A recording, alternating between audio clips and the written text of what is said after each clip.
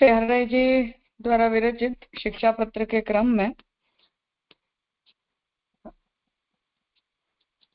अब तक हमने इस विषय को देखा कि आपने भक्त जो है वो किस प्रकार से सत्संग को ग्रहण करते हुए दुसंग आदि से दूर रहते हुए अपने अंदर उस भगवत भाव की वृद्धि कर सकता है। और उस क्रम में आपने इस बात को स्पष्ट किया कि हमें जब हम इस मार्ग के अंदर होते हैं तब महाप्रभु जी हमें साधन के रूप में सेवा गुणगान आदि के जो साधन बताते हैं उनमें गुणगान का जो साधन है वो सर्वश्रेष्ठ है। फिर भी श्री महाप्रभु जी की प्रक्रिया अनुसार हम अष्टाक्षर मंत्र का जो जप है वो गुणगान और भगवत ध्यान के रूप में करते हैं। तो हमारी जो सांप्रदायिक परंपरा है तदनुसार हमें वो करना चाहिए। फिर भी शरणागति के उपरांत भी आत्मनिवेदन रूपी जो धर्म है वो भक्ति मार्ग का प्रथम धर्म है, इसलिए वो सर्वोत्तम है। तो उस बात को आपने 8वीं कारिका में स्पष्ट किया। अब आगे 9वीं कारिका से गुणगानम तो सर्वेषां दोषाणां विनिवारकम गुणगाने ज्ञान मार्गात उत्कर्षः प्रवणोदितः। गुणगान तो सर्व दोषन को निवृत्त करीवे वारो है तासो ज्ञान मार्ग सो गुणगान में उत्कर्ष प्रभु ने कहो है। टीका जो भगवत गुणगान सगरे दोष को निवारक है सो गुणगान दो प्रकार को है, एक पुष्टि मार्गीय तथा एक मर्यादा मार्गीय। सो दोय के भेद कहते हैं। पुष्टि मार्गीय गुणगान जैसे व्रजभक्त गुणगान करते हैं श्री ठाकुर जी के संयोग में सेवा दर्शन करते हैं और श्री ठाकुर जी गोचारण को पधारत हैं तब विरह करी के वेणुगीत युगल गीत गाय गाय संध्या पर्यंत काल बितावत है। तैसे ही श्री आचार्य जी महाप्रभु जी के पुष्टि मार्ग में विरह करी गुणगान विप्रयोग की भावना है, संयोग विप्रयोग दो रस को अनुभव है और मर्यादा मार्ग में ज्ञान मार्ग में केवल गुणगान ही करते हैं। तो अब जिस गुणगान की यहाँ आपने प्रशंसा की उस गुणगान का आप निरूपण कर रहे हैं कि हमारा गुणगान या हमारा जो जप है वो और जो ज्ञान मार्गियों के द्वारा किया गया जो जप है उन दोनों के अंदर भेद है, वो दोनों एक नहीं है। तो क्यों एक नहीं है तो उसे बता रहे हैं कि हम जो गुणगान करते हैं वो साधन भाव से नहीं करते, परंतु हमारे द्वारा किया गया जो गुणगान है वो भगवान के सहज धर्म का चिंतन करने के लिए और प्रेम जन्य है। तो स्वाभाविक ही हमारे हृदय में भगवान के प्रति प्रेम है, इसलिए उस प्रेम की अभिव्यक्ति के रूप में संयोग और विप्रयोग का अनुभव करने हेतु वो गुणगान होता है, जिसके लिए यहाँ उदाहरण दे रहे हैं कि जो व्रजभक्त हैं वो लोग भगवान जब उनके करीब भी होते हैं तब भी भगवान का दर्शन करते हैं, उनकी सेवा करते हैं, और जब भगवान गोचारण के लिए पधारते हैं तो विप्रयोग की अवस्था में सुबह से लेकर शाम पर्यंत का समय भगवान के चिंतन में बिताते हैं। तो हम जो गुणगान करते हैं उसे हम साधन नहीं मानते, परंतु हम उसे भी फल रूप मानते हैं, क्योंकि हम उस अवस्था के अंदर भगवत गुणों का चिंतन करते हैं और वो स्वाभाविक प्रेमवश चिंतन करते हैं, कुछ प्राप्त करने के लिए या कोई फल की आकांक्षा से वो चिंतन हम नहीं करते हैं। परंतु जो ज्ञान मार्गी होते हैं उनके लिए ब्रह्म का श्रवण मनन और निधिध्यासन ये साधन रूप होता है मोक्ष प्राप्त करने के लिए। इसलिए एक साधन भाव से किया जाता गुणगान और एक प्रेम के अनुभाव के रूप में या अभिव्यक्ति के रूप में सहज अभिव्यक्ति के रूप में किया जाता गुणगान, इन दोनों में अंतर है, इसलिए उस भेद रेखा को आप यहाँ स्पष्ट कर रहे हैं। आगे ज्ञानम सकल दोषाणां दाहकं परिकीर्तितं तथापि न प्रभोः प्रादुर्भावे यत् प्रतिबंधकं तन्निवर्तयितुं शक्तमतो न्यूनं निरूपितं ततः स्वाचार्य सान्निध्यं क्षणात् भाव प्रदायकम। शब्दार्थ ज्ञान को सकल दोषन को भस्म करीवे वारो कयो है तो प्रभु के प्रादुर्भाव में जो प्रतिबंधक है तिनको निवृत्त करीवे में समर्थ नहीं है। तासो न्यून कहो है, ताते अपने श्री आचार्य जी को सानिध्य ही क्षण में भाव को देते हैं। ठीक है, ज्ञान मार्ग को गुणगान कैसो है, जो ता करी के संसार के सकल दोष भस्म होए जात है। पाछे सदा निर्विघ्न होए तो मोक्ष की प्राप्ति होए, परंतु प्रभु प्रकट होए के दर्शन न देही ताते ज्ञान मार्ग को गुणगान है, सो भक्ति मार्ग में प्रतिबंध रूप है। तो कहते हैं जो प्रभु को दर्शन नहीं, लीला को अनुभव नहीं, स्वरूपानंद को अनुभव नहीं है, ताते ज्ञान है, तो भक्ति मार्ग में प्रतिबंधक ही जानो। तो ज्ञान तुम मत करियो, अपने भगवत सेवा ही मुख्य है, यह जानना। तो अब यहाँ ये ज्ञान मार्ग और भक्ति मार्ग में जो गुणगान का स्वरूप है उसके बीच का भेद आगे और यहाँ बता रहे हैं कि ज्ञान मार्ग का जो गुणगान है वो संसार दोषों को भस्म करने के लिए, संसार में से अपनी चित्तवृत्ति को दूर करने के लिए किया जाता है, साधन रूप से किया जाता है। और फिर वो सदा निर्विघ्न हो तो ऐसे श्रवण मनन और निधिध्यासन के अंत में फिर ब्रह्म के अंदर सायुज्य मोक्ष की प्राप्ति ज्ञान मार्गी को होती है, परंतु उससे भगवान के स्वरूपानंद का अनुभव नहीं किया जा सकता है। तो साधन भेद बताया, अब यहाँ फल भेद बता रहे कि भक्त की तो आकांक्षा ये होती है कि भगवान के दर्शन हो, भगवान की लीला का अनुभव हो, प्रभु की हमें सेवा प्राप्त हो, तो स्वरूपानंद का अनुभव करने में हमारी तत्परता है। परंतु ज्ञान मार्गीय गुणगान के द्वारा तो सायुज्य मोक्ष की प्राप्ति होती है, इसलिए ऐसा जो कोई भी साधन कि जिससे स्वरूपानंद का अनुभव हम नहीं कर सकते, ऐसा साधन भक्ति मार्ग में अयोग्य है, भक्ति मार्ग में प्रतिबंधक है, वो हमारे उपयोग का नहीं है, ये यहाँ बताना चाहते हैं। तो ज्ञान तुम मति करियो, अपने भगवत सेवा ही मुख्य है, यह जाननो। काहे ते जो यह ज्ञान मार्ग भक्ति मार्ग ते न्यून है, यह श्री आचार्य जी महाप्रभु जी संन्यास निर्णय में कहे हैं। ज्ञानार्थम उत्तरांगंच सिद्धिर जन्म शतैहि परम। तो 100 जन्म लो ज्ञान मार्ग को साधन सिद्ध होए, प्रतिबंध न होए तब ब्रह्मा के लोक में जाए, पाछे ब्रह्मा को लय होए तब वाको मोक्ष होए। ताते ज्ञान मार्गीय जीव भक्ति ते न्यारो है, तासो तुम पुष्टि मार्ग की रीति में तत्पर रहियो।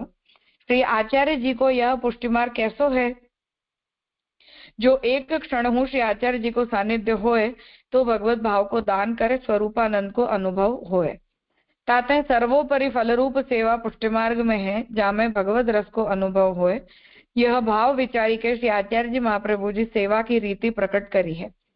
ता भांति सेवा करियो, तब ही श्री आचार्य जी महाप्रभु भावदान करेंगे, यह निश्चय सर्वोपरि सिद्धांत है। तो हरिराय जी यहाँ गोपेश्वर जी को ये आज्ञा कर रहे हैं कि इसलिए हमें भक्ति मार्गीय सिद्धांतों के प्रति दृढ़ रहना चाहिए और भक्ति मार्गीय धर्मों में ही दृढ़ रहते हुए अपने धर्म का अनुसरण हमें करना चाहिए। तो ज्ञान मार्गीय गुणगान की जो प्रक्रिया है वो हमारे लिए कार्य की नहीं है, क्योंकि उसके द्वारा स्वरूपानंद का लाभ नहीं होता, वो साधन भाव से की जाती है और हम निस्साधनता का भावन करने के मार्ग में रहे हुए हैं। इसलिए उनके प्रक्रिया में और हमारी प्रक्रिया के अंदर कॉन्ट्राडिक्शन है। तो सेवा मार्ग जो है वो भगवत अनुभव करवाने के लिए है, भगवान के स्वरूपानंद का अनुभव करवाने के लिए है। तो जो श्री गोसाई जी आज्ञा करते हैं कि महाप्रभु जी के पास रहने मात्र से भक्त जो है वो भगवत रस का अनुभव करने लग जाता है। तो महाप्रभु का मार्ग ही हमें भगवान के स्वरूपानंद और भजनानंद का अनुभव करवाने के लिए प्रकट हुआ है, इसलिए ज्ञान मार्गीय प्रक्रिया से हमारा विरोध है। और वो जो प्रक्रिया है उसके दोष का निरूपण संन्यास निर्णय में महाप्रभु जी ने किया है कि ये जो साधन है उनकी सिद्धि भी 100 जन्मों के बाद कठिनाई से होती है। और सिद्धांत मुक्तावली में भी ज्ञानाधिको भक्ति मार्ग है एवं तस्मात् निरूपितः, ऐसा कहते हुए ज्ञान मार्ग से भक्ति मार्ग उत्तम है, ये बात वहां भी महाप्रभु जी ने स्पष्ट की है। इसलिए उदाहरणों को देते हुए यहाँ इस बात को बता रहे हैं कि हम जो गुणगान भगवान का करते हैं उसे हमें ज्ञान मार्ग के गुणगान के समान या वहां की श्रवण मनन और निधिध्यासन की प्रक्रिया के समान नहीं जानना चाहिए, वो यहाँ भेद स्पष्ट करना चाह रहे हैं।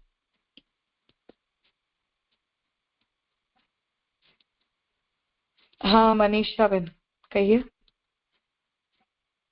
दंडवत प्रणाम राजा। राजा मुझे क्वेश्चन है ना 8वें श्लोक में है कि वहां ने क्वेश्चन आंसर हुए थे, उसमें बात हुई थी कि ठाकुर जी के सामने बैठना अविवेक है और जब श्रृंगार करो ना तभी बैठ सकते हैं। तो राजा जैसे खंड पाठ चौकी वाला मंदिर ना होके सादा मंदिर हो जहाँ बैठ के ही सेवा होती है, तो तब इसको कैसे निभाएंगे वो जानना था राजा। दंडवत प्रणाम।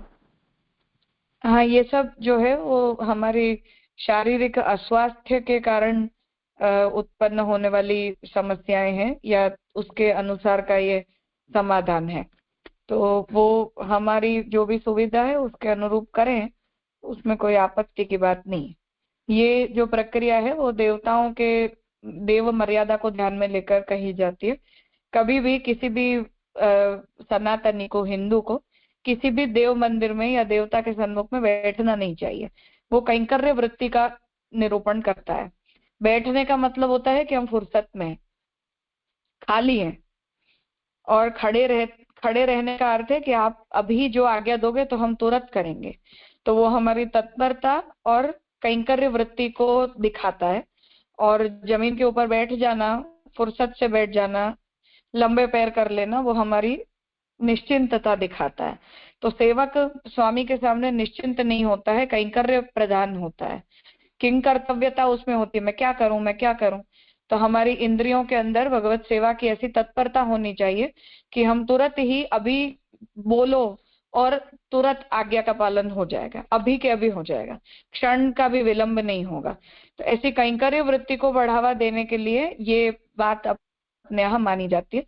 इसलिए कोई भी देवता अपने यहाँ तो ठीक है, पर कोई भी देवालय के अंदर भी हम जाते हैं, या अन्य भी जो भी लोग अपने घरों में पूजा आदि करते हैं, तो वहां किसी भी देवता के सामने बैठना जो है वो इसीलिए अविवेक माना जाता है, क्योंकि वहां सेवकत्व का जो भाव है वो हमारा शिथिल हो जाता है, आलस्य का द्योतन है।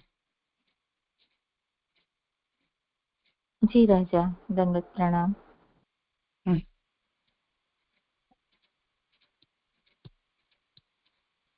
हाँ, नैसर्गिक। દંડવત પ્રણામ રાજા. રાજા, ગદ્ય મંત્ર અને પંચાક્ષર મંત્રનું આપણે જ્યારે એક્લિપ્સ હોય ત્યારે આપણે કરી શકીએ પાઠ, એવું એ મતલબ આપણી અવસ્થા શુદ્ધ ન કહેવાય તો પણ કરી શકાય? हाँ, वो काल अशुद्ध होता है, हम अशुद्ध नहीं होते। जी राजा। और जब उपासन आदि के लिए ग्रहण का जो काल है वो बहुत पुण्य काल माना जाता है, बहुत उत्तम काल माना जाता है। हम तो खैर सकाम मार्गी नहीं है, इसलिए हम उसमें ऐसी कोई कामना की भावना नहीं करते, परंतु शास्त्र की दृष्टि से सामान्य समय में किया जाता जो भी उपासन होता है, जप आदि होता है, उसके धर्म के करते या उसके फल के करते ग्रहण काल में किए गए जप का फल दुगना माना जाता है। जी राजा, दंडवत प्रणाम।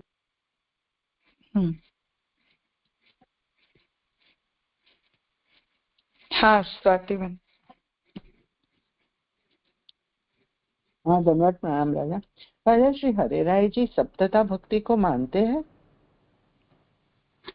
फल रूपतया तो गोपीनाथ जी भी नहीं मानते हैं, तो हरिराय जी भी ऑब्वियसली नहीं मानते हैं।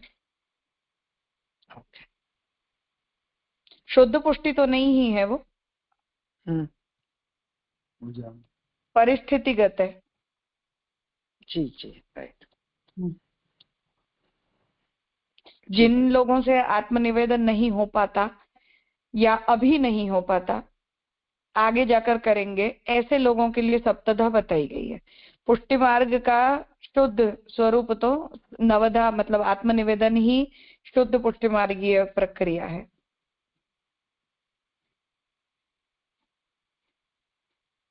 यानी भक्तिवर्धिनी में जो सेवायाम व कथायाम व यशाशक्ति दृढ़म भवे जो कह रहे हैं, तो उनके वहाँ सेवा एंड कथा, सेवा या कथा को वो ऑप्शन ही नहीं है ना?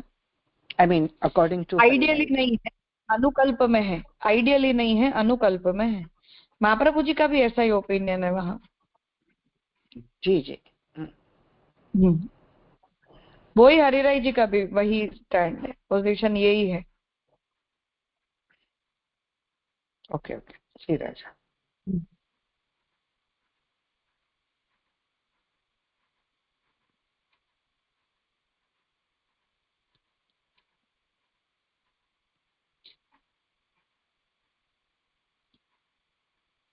तद्दीक्षार्थितापानां क्रमाद् एवेह संभवात् तत उत्तर भावस्य भावनं वह्नि रूपतः। तद्दिद्रक्षार्थितापानां शब्दार्थ श्री कृष्ण के दर्शन की इच्छा, आरती और ताप को क्रम तो ही यह पुष्टि मार्ग में संभव है। तासो विरहात्मक को भावन भावना विप्रयोगाग्नि सो होए। टीका। पुष्टि मार्ग में ज्यों ज्यों मन लगाए के भगवत सेवा करे त्यों त्यों श्री कृष्ण के दर्शन को ताप क्रम क्रमतः बढ़े। या भांति जब अधिक ताप होए ता करी के सगरो दोष दूरी हो जाए तब दैन्य सिद्ध होए। ताप पाछे जब उत्तर भाव हृदय में सिद्ध होए तब ब्रजभक्तन के भाव की भावना करे, जाको मानसी सेवा कहते तो सर्वोपरि है।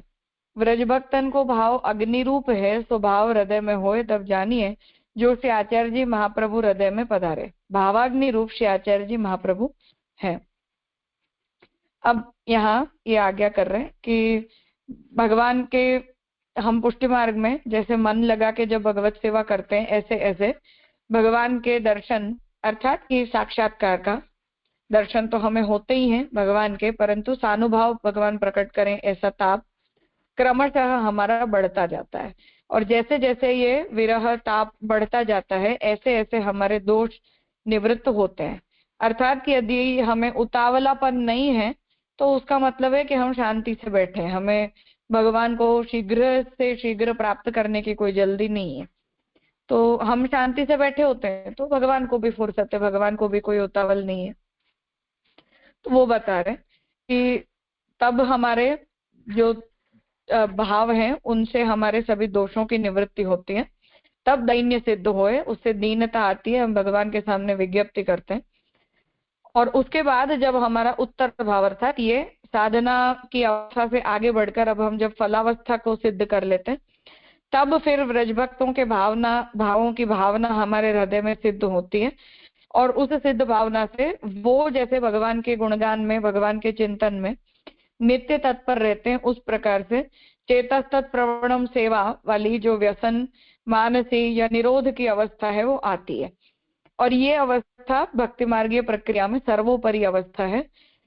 तो ब्रजभक्तों का जो भाव है वो अग्नि रूप है, अर्थात कि वो उस विप्रयोग की अग्नि का मूलभूत स्वरूप है।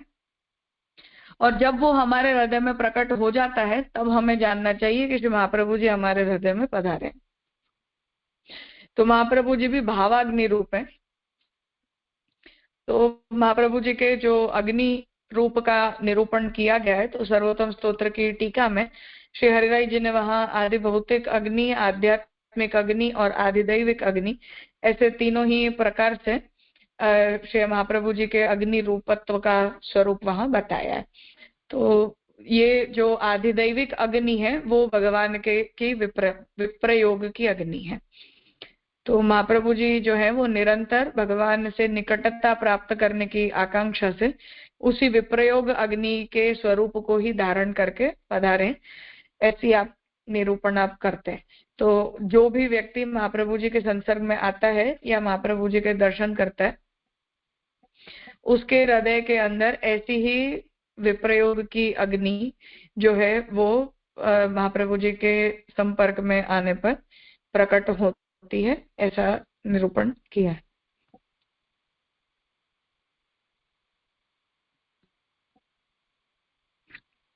कुछ पूछना है?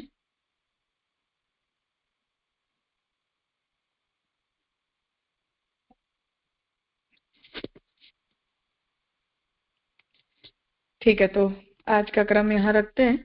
आगे का विषय कल हम अध्ययन का क्रम नहीं रखेंगे, परसों आगे का विषय लेंगे। धन्यवाद। प्रणाम राजा।